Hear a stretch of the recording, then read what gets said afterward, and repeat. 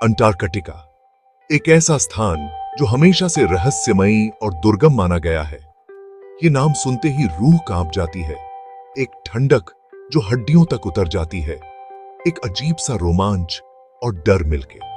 ये भावना कुछ अलग ही होती है, जैसे किसी अनजाने सफर पर निकलने का उत्साह और भय। ये हमेशा से मेरा एक दूर का सपना था, एक ऐसा सपना जो कभी हकीकत में बदलने की उम्मीद नहीं थी। एक ऐसी जगह जिसके बारे में मैंने किताबों में पढ़ा था, डॉक्यूमेंट्रीज में देखा था, और हर बार सोचा था कि क्या मैं कभी इसे अपनी आंखों से देख पाऊंगी। पर कभी यकीन नहीं था कि मैं कभी जा पाऊंगी। यह सपना हमेशा एक कल्पना ही लगता था। लेकिन आज मैं यहां थी, इस बर्फीले सपने को जीते हुए, थर्मल वेयर की कई परतों में लिपटी हुई, ठंड से बचने के लिए हर संभव प्रयास करते हुए।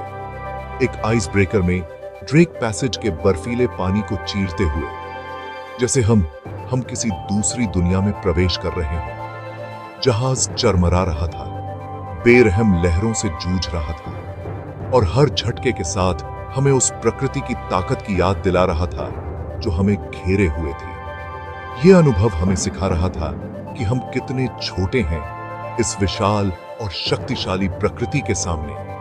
मेरे साथी यात्री, एडवेंचरर्स, वैज्ञानिक और मेरे जैसे सपने देखने वालों का एक अजीब सा मिश्रण, सब एक साथ थे, एक ही लक्ष्य के साथ। उनके चेहरों पर उत्सुकता और घबराहट एक साथ थी। हर कोई इस अनोखे अनुभव को जीने के लिए तैयार था। हम सब अलग अलग कारणों से इस बर्फीले महाद्वीप की ओर खींचे चले आए थे, लेकिन एक अद्भुत एहसास और कुछ असाधारण अनुभव करने की चाहत ने हम सबको एक साथ बांध रखा था। ये यात्रा सिर्फ एक यात्रा नहीं थी, ये एक जीवन का अनुभव था जो हमें हमेशा के लिए बदलने वाला था। जैसे ही हम एंटार्क्टिक पेनिनसुला के पास पहुंचे, कैप्टन ने घोषणा की कि हमारा पहला आइसबर्ग दिख गया है। ये सुनते ही सबकी धड़कनें तेज हो गईं। डेक पर सन्नाटा छा गया और हर कोई रेलिंग की तरफ दौड़ पड़ा, इस जमे हुए अजूबे की एक झलक पाने के लिए। और वहां वो था, बर्फ की एक विशाल मूर्ति जो हमें अपनी ओर खींच रही थी। और वहां वो था, बर्फ की एक विशाल मूर्ति जो हमें अपनी ओर खींच रही थी। यह दृश्य किसी सपने से कम नहीं था। कमजोर धूप में टर्क्वाइज और एमरल्ड ग्रीन रंग में चमक रहा था, जैसे किसी जादुई दुनिया का हिस्सा हो। इस जमे हुए संसार की विशालता का प्रमाण। यह अनुभव हमें हमेशा के लिए याद रहने वाला था, एक ऐसा अनुभव जो हमें जीवन भर प्रेरित करता रहेगा। एंटार्क्टिक महाद्वीप पर पैर रखना किसी और ही दुनिया में कदम रखने जैसा था। यह एक ऐसा अनुभव था जो शब्दों में बयां करना मुश्किल है। जैसे ही मैंने अपने कदम बर्फ पर रखे, एक अजीब सी ठंडक ने मुझे घेर लिया। मेरी जानी पहचानी दुनिया के हरे और भूरे रंग गायब हो चुके थे, और उनकी जगह थी बस एक अंतहीन सफेद चादर। यह परिवर्तन इतना अचानक और व्यापक था कि मुझे कुछ क्षणों के लिए विश्वास ही नहीं हुआ कि मैं वास्तव में यहां हूं। यह सफेद चादर हर दिशा में फैली हुई थी, मानो किसी ने पूरी धरती को बर्फ की चादर से ढक दिया हो। यह दृश्य इतना विशाल और भव्य था कि मैं उसमें खो सी गई। हवा कड़क और साफ थी, इतनी शुद्ध कि ऐसा लग रहा था जैसे मैं पहली बार सांस ले रही हूं। हर सांस के साथ मुझे एक नई ताजगी का एहसास हो रहा था, मानो मैं किसी नई दुनिया में प्रवेश कर रही हूं। सन्नाटा ऐसा था कि बस हमारे जूतों की बर्फ पर पड़ने की आवाज और कभी कभार किसी पंछी की आवाज ही सुनाई दे रही थी। यह सन्नाटा एक अजीब सी शांति और सुकून का एहसास दिला रहा था। हम विशाल ग्लेशियर्स के सामने बौने लग रहे थे, जैसे हम किसी विशालकाय के सामने खड़े हों। इन ग्लेशियर्स की ऊंचाई और विशालता ने हमें हमारी नन्ही सी जगह का एहसास दिलाया। उनकी बर्फीली उंगलियां आसमान की तरफ उठी हुई थीं, जो हवा और समय की क्रूर ताकतों द्वारा तराशी गई थी। यह दृश्य एक अद्भुत कला का नमूना था, जिसे प्रकृति ने अपने हाथों से गढ़ा था। जमे हुए झरने उनकी ढलानों से नीचे गिरते थे, बीच में ही जमे हुए, मानो अनंत काल के किसी पल का चित्र। यह दृश्य इतना स्थिर और शांत था कि ऐसा लग रहा था जैसे समय यहां रुक गया हो। नजारा बड़ा ही कठोर और निर्दयी था, फिर भी अपनी सादगी में लुभावना था। इस कठोरता में भी एक अनोखी सुंदरता थी जो हमें अपनी ओर खींच रही थी। हमारे गाइड हमें इस जमे हुए वंडरलैंड में ले जा रहे थे और हमें इस अद्भुत जगह के बारे में बता रहे थे। उनकी कहानियां और अनुभव हमें इस जगह के बारे में और जानने के लिए प्रेरित कर रहे थे। हमें जीवन के उन छोटे छोटे संकेतों को दिखा रहे थे जो इस कठोर वातावरण में भी फलते फूलते थे। यह देखना अद्भुत था कि कैसे जीवन ने इस कठिन परिस्थिति में भी अपना रास्ता बना लिया था। काई के धब्बे चट्टानों से चिपके हुए थे, मोनोक्रोम बैकड्रॉप पर हरे रंग का एक छींटा। यह हरा रंग इस बर्फीली दुनिया में जीवन का प्रतीक था।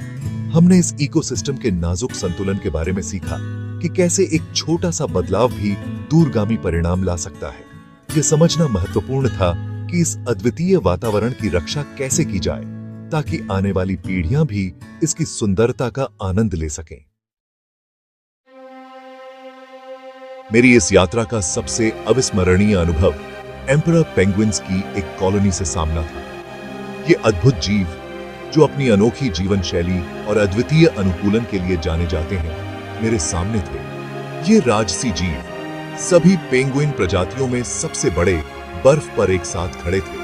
उनके काले और सफेद पंख बर्फ के सामने अलग दिखाई दे रहे थे। उनकी उपस्थिति ने मुझे मंत्रमुग्ध कर दिया, जैसे कि वे बर्फ के इस विशाल विस्तार के असली शासक हों। हम विस्मित होकर देखते रहे क्योंकि वे बर्फ पर वॉडल करते और टोबॉगन करते थे। उनके मजेदार हरकतें उनके अस्तित्व की कठोर वास्तविकताओं को झुठला रही थीं। उनकी हरकतें इतनी प्यारी और मनोरंजक थीं कि हम हंसते हंसते लोटपोट हो गए। हमारे गाइड ने पेंगुइन के असाधारण जीवन चक्र के बारे में बताया कि कैसे वे प्रजनन के लिए पृथ्वी पर सबसे कठोर सर्दी का सामना करते हैं, अपने अंडों को सेते हैं और अपने बच्चों की परवरिश करते हैं। यह जानकर हम हैरान रह गए कि ये पेंगुइन अपने अंडों को अपने पैरों पर रखते हैं और अपने शरीर की गर्मी से उन्हें सेते हैं। इन समर्पित माता पिता को एक साथ कड़क हवा के खिलाफ लिपटे हुए, अपने चूजों को अपने पैरों के बीच सुरक्षित रूप से रखे हुए देखकर मेरे मन में उनके धैर्य के लिए आश्चर्य और सम्मान की भावना भर गई। उनकी यह समर्पण और त्याग की भावना वास्तव में प्रेरणादायक थी। हमने सीखा कि इन अविश्वसनीय जीवों का भविष्य अनिश्चित है। जलवायु परिवर्तन से उनका अस्तित्व खतरे में है। बर्फ के पिघलने से उनके प्राकृतिक आवास में कमी आ रही है, जिससे उनके जीवन पर गंभीर प्रभाव पड़ रहा है। उन्हें प्रत्यक्ष रूप से देखकर, इतनी बड़ी चुनौती का सामना करने में उनकी भेद्यता को देखकर, इस नाजुक पर्यावरण की रक्षा के लिए अपना योगदान देने का मेरा संकल्प और भी मजबूत हुआ।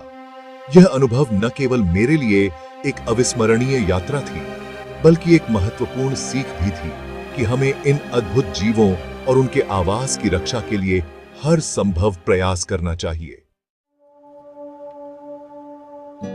अंटार्कटिका के आसपास का पानी जीवन से भरपूर था।